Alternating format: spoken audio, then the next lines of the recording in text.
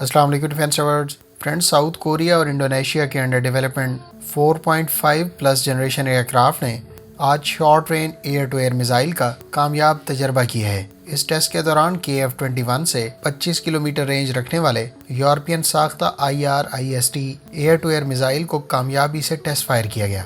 इससे पहले 28 मार्च को KF-21 से Meteor BVR air to air missile की आर्मामेंट सेपरेशन टेस्टिंग और 20 मिलीमीटर की कैनन की फायरिंग का कामयाब मुजाहरा किया गया था। अब हम इस एयरक्राफ्ट की बुनियादी खसूसियात और इसके दीगर वेपन्स के अलावा इस प्रोजेक्ट की हिस्ट्री पर बात कर लेते हैं। So let's start.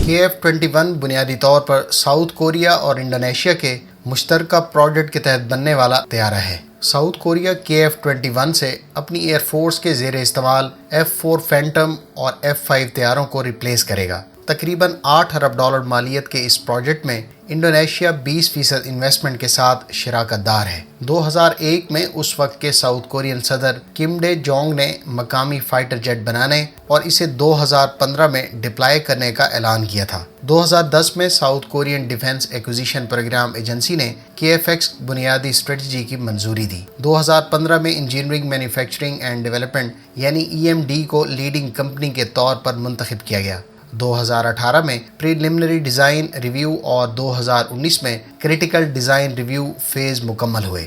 2020 में फर्स्ट प्रोटोटाइप की फाइनल असेंबली का आगाज़ हुआ, जबकि 2021 में पहले प्रोटोटाइप को रोल आउट किया गया।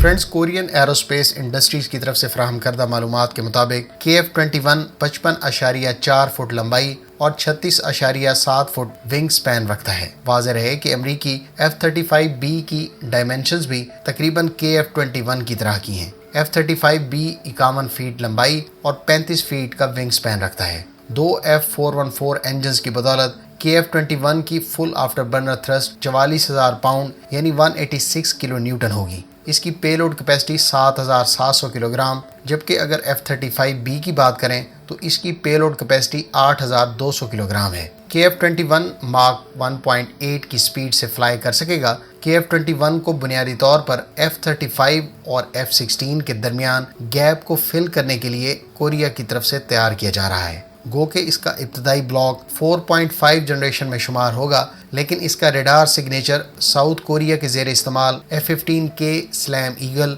और इसके advance version strike eagle plus F-16 CD से कम होगा। अब हम बात कर लेते हैं KF-21 के वेपन्स की।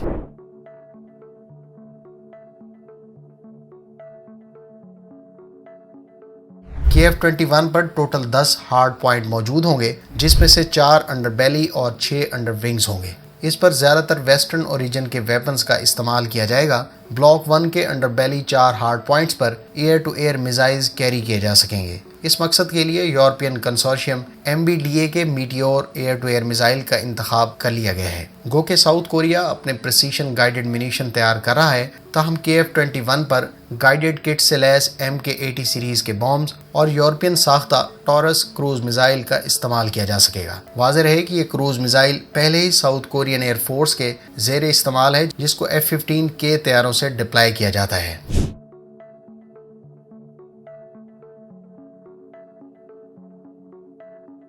ट्विन इंजन्स के साथ KF-21 को दो general electric F-414 GE-400K engine से पावर्ड किया जाएगा। इनमें से हर एक इंजन इसे 22,000 पाउंड यानी 98 किलो न्यूटन थ्रस्ट प्रोवाइड करेगा। ग्रिपन के लेटेस्ट वर्जन और तेजस MK2 के लिए भी इसी इंजन का इंतखाब किया गया है। इस अमरीकी साख्ता इंजन को F-18 तैयारों में भी इस्तेमाल किया जाता है।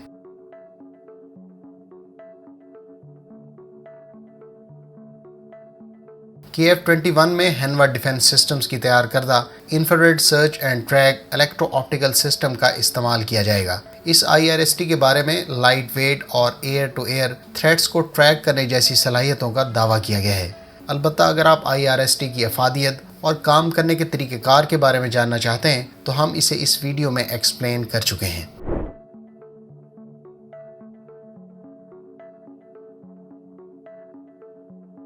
रेडार की बात करें तो इस पर हैनवा सिस्टम्स का तैयार करदा AESA रेडार इस्तेमाल किया जाएगा, जो इस वक्त टेस्टिंग के फेज में है। इस कोरियन कंपनी की जानिब से इस रेडार को दीगर यूरोपियन और इसराइली रेडार्स के हमपल्ला करार दिया गया है। इसी तरह से KF-21 में मकामी इलेक्ट्रो ऑप्टिकल टारगेटिंग पार्ट का इस्तेमाल किया जाएगा, जिसको इससे पहले मुख्तलिफ विजुअल्स में भी दिखाया गया है।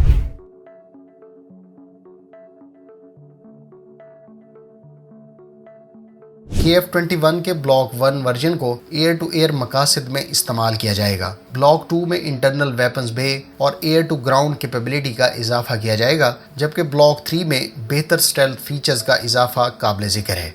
गो के अभी तक वीडियोस में KF-21 का सिंगल सीट वर्जन ही दिखाया गया है, लेकिन ट्विन सीट वेरिएंट का मंसूबा भी मौजूद है, जिससे फ्यूचर में लॉयल विंगमैन ड्रोन्स को कंट्रोल करने जैसा काम लिया जाएगा। जैसा कि चीन अपने J-20 स्टेल्थ एयरक्राफ्ट के ड्यूल सीट वर्जन को बना चुका है। ड्यूल सीट वर्जन और फ्यूचर टेक्नोलॉजीज की इंटीग्रेशन से KF-21 को मैन अनमैन टीमिंग रोल में अनमैन्ड कॉम्बैट एयरक्राफ्ट के साथ इंटीग्रेट किया जाएगा। इसके अलावा इसको KC-330 एरियर रिफ्यूलर टैंकर तैयारों से एयर रिफ्यूल भी किया जा सकेगा, जिससे इसको लॉन्ग रेंज मिशंस में इफेक्टिवली यूज किया जा सकेगा।